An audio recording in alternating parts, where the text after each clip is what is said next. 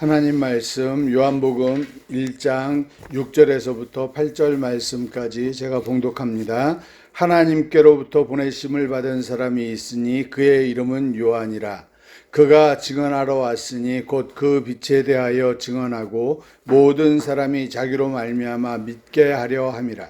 그는 이 빛이 아니요 이 빛에 대하여 증언하러 온 자라. 아멘. 이 생명은 사람들의 빛이라 라는 제목으로 동일하게 은혜를 나누고자 합니다. 여러분들 이 세례 요한의 삶이 어때요? 그런 삶을 살고 싶으세요? 사실 이런 삶은 저는 원하지 않을 것 같아요. 어려서부터 분리되어 살았어요. 그리고 어려서부터 세상 사람들과 다르게 살았어요. 먹는 것도 틀려요. 석청을 먹고 그냥 벌판에 있는 메뚜기를 잡아먹고 그냥 일반 사람들하고는 전혀 다른, 그런데 죄를 짓지 아니하는, 모든 사람들이 인정하는 그런 사람이에요. 저 사람은 정말 죄 짓지 아니하는. 저렇게 살면 보통 사람들은 다 미친놈 이럴 거예요. 이렇게 정신 도라이 이렇게 할 거예요. 그런데 그가 하는 말이나 그의 행동이 올바랐어요. 그리고 거룩했어요. 그러니까 사람들이 그를 인정했어요. 그런데 하나님께서는요, 그거를 또 들어서 사용합니다.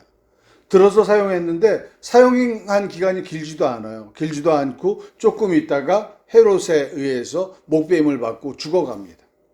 근데 그분이 이 땅에서 성경에 기록되어 있어요. 마태, 마가, 누가, 요한에 모두 기록되어 있어요. 그 정도로 굉장히 귀한 분이에요. 우리가 알고 있는 요한복음의 저자는 아니에요. 이름이 요한은 요한인데 세례 요한과 사도 요한은 다릅니다. 근데 이 세례 요한이 하나님으로부터 부름을 받고 세례를 주기 시작해요. 근데 그게 언제부터인지 우리는 잘 모를 때가 있어요. 이게 언제부터야? 언제부터 그런 거? 언제 하나님으로부터 말씀을 들었어? 근데 그게 누가복음 3장에 정확하게 기록되어 있습니다. 누가복음 3장 2절에 안나스와 가야바가 대제사장으로 있을 때. 근데 여기서 재밌는 게 있죠? 대제사장은 한 명이잖아요. 근데 여긴 둘이에요. 안나스도 대제사장이라고 그러고 가야바도 대제사장이에요. 그 정도로 이때는 굉장히 정치적으로 혼탁했을 때예요. 돈 주고 제사장직을 사고 팔 때.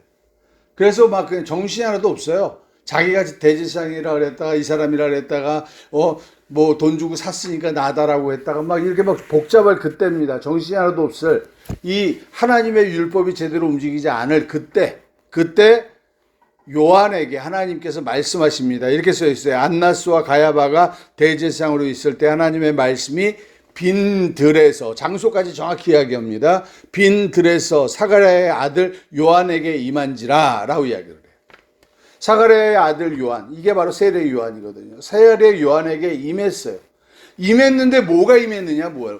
그게 뭐가 임했는지 우리는 알 수가 없어요. 근데 4절에 바로 나옵니다. 요한이 요단강 부근 각처에 와서 죄 사함을 받게 하는 세례를 베푸니, 전파하니, 이렇게 이야기합니다. 죄 사함을 전파하기 시작했어요. 내가 너희의 죄를, 너희가 이제 죄 졌으니까 너희는 죄를 회개해라라고 이야기하면서 회개하라라고 이야기해요. 여러분들 서울역이나 이런 데 다니면 그 예수 믿으세요라고 이게 들고 다니시는 분들이 회개하라, 예수님의 때가 가까웠다 이러면서 하거든요. 이게 누구의 모습이에요? 세례 요한의 모습하고 흡사한 모습을 가지고 있는 거예요. 세례 요한은 그런 모습을 가지고 전파했어요. 근데 그 세례 요한이 그렇게 전파한 데는 두 가지 이유가 있어요. 첫 번째는 이스라엘 백성들에게 너희가 뭘 해라? 회개하라. 여기에서 회개하라는 것은 내 죄를, 나 이런 죄를 졌어요. 내가 이런 죄를 졌어요. 라고 이야기를 하면서 반성하라는 뜻이 아니에요. 회개하라는 것은 내 힘으로 할 수 없습니다라는 걸 고백하라는 거예요. 내가 여태까지 하던 거를 돌이키고 이제는 다시 그 일을 하지 않겠습니다라고 고백하라는 거예요. 근데 그 고백대로 우리가 돼야 안 돼요. 그 고백대로 안 돼요. 그래서 우리에게 누굴 주시는 겁니까? 하나님께서는 메시아를 보내주신 거예요. 너희 힘으로 너희의 죄를 사할 수 없고 너희가 너희 스스로를 바꿀 수 없으니 내가 너희가 가지고 있는 죄, 그 죄를 어떻게 해주겠다? 다 사해주겠다라고 이야기하는 거예요. 그래서 이 요한이 이 땅에 와서 한 일은 뭐예요? 죄를 사해주는 그 회개의 그 명령을 이 이스라엘 백성들에게 전파하기 시작합니다. 근데 이 요한이 그들에게 이야기합니다. 내가 너희에게 회개를 전파하고 있지만 내 뒤에 오시는 어떤 분이 있어. 그분이 오시면 나는 그분의 신발끈도 풀지 못해. 그분은 어떤 분이냐? 내가 너희에게 말하는 이런 세례가 아니고 하나님의 성령이 그와 함께 하셔서 성령 세례를 주실 수 있는 그런 분이야. 라고 이야기를 합니다. 그런 분이 올 때까지 이 세례 요한은 뭐 하고 있는 거예요? 계속해서 세례를 베푸는 거예요. 세례. 그리고 이 예수 그리스도께서 오시고 나서 예수 그리스도께서 세례를 받고 나서 요한이 세례를 끝냈어요? 끝냈어요? 끝낸 게 아니에요. 요한은 계속해서 세례를 베풉니다. 왜? 자기가 할 일이니까. 이스라엘 백성이 뭘 해야 되니까? 회개를 전파해야 되니까. 두 가지 목적이 있는 거예요. 전파하기 시작하다가 예수 그리스도께서 오시는데 한눈에 예수가 메시아라는 거 알아봐요? 못 알아봐요? 못 알아봐요. 못 알아봅니다. 예수도 똑같이 그에게 세례를 받고 나서 하늘에서 그에게 뭐가 내릴 때 성령이 임하시는 것을 보고 그때서야 요한이 하나님이 자기에게 말씀하셨던 걸 기억합니다. 성령이 임하는 자가 오는데 그 자가 뭐 하는 자다? 성령으로 세례를 줄 자라고 이야기를 하는 거예요. 그래서 예수 그리스도께서 성령이 임하시고 하늘에서 하나님의 음성이 들리고 그가 하나님의 일을 증거할 자라는 걸 이제 알게 됩니다. 그래서 세례 요한이 이야기해요. 저는 흥할 자고 나는 뭐 할 것이다? 쇠할 것이다. 그리고 그 제자들에게 이야기합니다. 내가 죽더라도 이것을 전할 자들은 누구다? 너희들이다. 너희가 이것을 전해야 된다라고 할 정도로 요한은 자기의 직분에 아주 매우 심각할 정도로 직분에 열심히 했어요. 근데 세례 요한이요. 자기가 생각하고 있던 메시아하고 예수가 비슷해요, 안 비슷해요? 달라요. 그러니까 세례 요한이 제자들을 보내서 옥에 갇혀 있을 때 예수님한테 묻습니다. 우리가 기다려야 될 그분이 맞습니까? 가르쳐 주세요. 당신이 아니면 우리는 다른 사람을 기다려야 되지 않습니까? 가르쳐 주세요. 라고 이야기했더니 예수님은 그거에 대해서 그래 내가 메시아야 이렇게 대답 안 해요. 이 땅에 있지 아니한 이야기를 하는 겁니다. 눈 감은 자 맹인이 눈을 뜰 것이요 걷지 못하는 자가 걸을 것이요. 그러면서 본인이 하나님이 보낸 자라는 것을 간접적으로 증명하기 시작합니다. 그리고 나서 세례 요한은 헤롯에 의해서 목베임을 받고 죽어요. 그리고 예수가 계속 하나님의 능력을 나타나니까 이스라엘 많은 사람들은 그를 가리켜 뭐라고 이야기를 해요? 죽었던 세례 요한이 다시 살아났다라고 이야기할 정도로 세례 요한은 대단한 사람입니다. 그렇게 대단했던 그 사람이 이 땅에 와서 뭘 하길 위해서 오늘 본문에 이렇게 이야기합니다. 하나님께로부터 보내심을 받은 사람이 있으니 그의 이름은 요한이라. 요한은 하나님께로부터 보내심을 받은 거예요. 사가랴가 그 제사장의 직분을 감당을 할 때 그 직분을 감당할 때 그에게 나타나서 그 제사장의 직분을 잘 감당하고 있는데 그에게 나타나서 사가랴가 말을 못하게 하면서 그에게 하나님의 말을 해요. 네가 이제 아들을 낳을 건데 그의 이름을 뭐로 하라? 요한이라고 해라.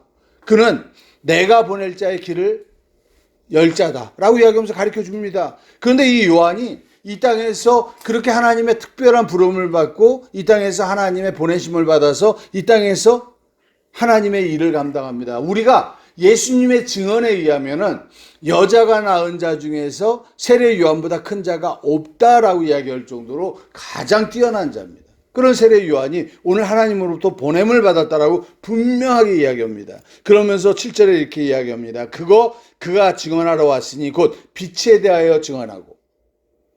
무엇에 대하여? 빛에 대하여. 이 빛이 누구예요? 이 빛이 바로 우리의 메시아, 우리의 그리스도, 그 예수를 이야기하는 거예요. 이 예수를 이야기하는 이제 요한은 예수에 대해서 증거한 거예요. 내가 너희에게 세례를 베푸는 이유는 너희가 회개하고 뭐 하는 거다? 이제 죄사함을 받아라. 그래야지 누구를 만날 수 있으니까 빛을 가진 자를 만날 수 있으니까. 근데 그들이 회개했다 할지라도 그들이 예수를 알아봐야 못 알아봐요. 참빛 그 예수가 이 땅에 왔지만 그가 이 땅에 세상을 창조했지만 그를 알아보는 자는 아무도 없었다라고 이야기를 해요. 그래서 예수 그리스도를 알아볼 자가 아무도 없기 때문에 하나님께서 누굴 보낸 거예요? 요한을 보낸 겁니다. 요한을 보낸 이유는 간단한 거예요. 이 땅에서 예수를 알아볼 자가 아무도 없어요. 그가 예수가 메시아다, 이가 바로 참 빛이다라고 이야기를 했어도 그것을 믿어야 합니다. 믿을 자가 없어요. 왜? 성령으로 하지 아니하고서는 하나님, 이 예수를 메시아라고 할 수 있는 사람이 아무도 없다라고 성경은 이야기하기 때문입니다. 이 요한이 그 일을 감당하면서도 이렇게 이야기합니다. 모든 사람이 자기로 말미암아 믿게 하려 함이라. 요한은 자기로 말미암아 모든 사람이 이 예수가 그리스도다라고 이야기를 했으면 모든 제자들도 그렇고 다 믿고 이제 이스라엘이 복받기를 원했는데 그런 역사가 없어요. 왜? 하나님께서 그걸 허락하지 않습니다. 그러면서 이제 8절에 이렇게 이야기합니다. 그는 이 빛이 아니요. 요한은 빛이 아니에요. 그가 거룩한 삶을 살았고 그가 가장 뛰어난 일을 했고 그가 정말 하나님을 위해서 목배임을 받아서 너무 허무한 이제 한 30 조금 넘은 생애를 살다가 죽은 거예요. 예수님보다 6개월 먼저 태어났으니까. 그 정도의 삶을 살다가 죽었지만 그 요한이 그 비참한 삶을 살았지만 하나님은 이가 가장 뛰어난 자예요. 그런데 그 사람은 빛이 아니에요. 이 빛은 누구라고요? 이 빛이 대하여 증언하러 온 자라고 이야기합니다. 여러분, 오늘 이 요한을 통해서 우리가 뭘 배워야 됩니까? 요한의 삶을 우리는 닮아야 돼요. 여러분, 우리는 빛을 알아볼 수 있는 힘이 있어요, 없어요? 우리는 없어요. 그런데 우리는 빛을 알아봐요, 못 알아봐요? 알아봐요. 왜? 예수가 그리스도이라는 걸 갖다 내가 뭐예요? 믿어진단 말이에요. 내가 예수가 그리스도라는 게 믿어져요. 결국 뭐예요? 하나님의 성령이 임재하고 나서부터는 내가 내 속에 누가 계시다라는 것, 빛이 있다라는 것을 내가 알기 시작해. 내 육체는 누구의 삶을 살아야 돼요? 요한의 삶을 살기 시작해야 됩니다. 그래서 이 빛에 대하여 증언해야 돼요. 이 빛에 대하여 증언하기 위해서 세례 요한이 제일 먼저 한 게 뭐예요? 회개하라. 우리에게 하나님께서는 우리의 육체에게 주시는 첫 번째 명령이 뭐예요? 회개하라. 너희의 힘으로 할 수 없다는 걸 인정하라는 거예요. 너희의 힘으로 사랑할 수 없다는 걸 인정하라는 거예요. 너희의 힘으로 문제를 해결할 수 없다는 걸 인정하라는 거예요. 너희가 무엇이든지 너희의 힘으로 할 수 있다라고 생각하는 것, 그것이 너희에게 가장 큰 문제라는 겁니다. 저는 사실 일반적으로 저도 알미니안 신학을 했잖아요. 저는 장로교 신학도 했고 알미니안 신학도 해가지고 양쪽을 다 했기 때문에 장단점을 어느 정도는 압니다. 그런데 이 알미니안 신학을 했기 때문에 저는 인간의 노력이 굉장히 필요하다라고 생각을 했고 또 목회 초반에는 이 인간의 노력으로 해야 된다라고 이야기를 했고요. 저는 건축을 할 때도 제 힘으로 이 건축을 해서 하나님께 영광을 돌리겠다고요. 억지로라도 저는 건축을 하고 말았어요. 그런데 하나님께서 저에게 깨닫게 해준 것은 인간의 힘으로 할 수 없다는 것을 깨닫게 해주시는 거예요. 네가 건축했느냐? 그것은 네 것이 아니라는 거예요. 그것은 네 것이 아니고 그것은 하나님의 영광이 아니라는 것이에요. 하나님께서 우리에게 알게 하시는 건요, 첫 번째, 네 힘으로는 아무것도 할 수 없다. 그것을 알아라. 네가 진정 무엇을 해놓고 내가 오늘 내가 짜증 부렸어요. 아내에게 짜증 부렸어요. 남편에게 짜증 부렸어요. 그 짜증 부리니까 내가 이러면 안 되겠지. 이제 그러지 않겠어요, 하나님. 내가 이제 다시는 그러지 않게 해주세요. 라고 하면서 반성하라는 게 아니고 우리는 자꾸 회개를 가지고 반성으로 생각을 해요. 반성하다 보면 어느 날이가 변하겠지라고 이야기합니다. 그게 아닙니다. 회개라는 것은 내 힘으로 할 수 없음을 하나님 앞에 고백하는 게 회개예요. 그래서 하나님 앞에 돌아오는 겁니다.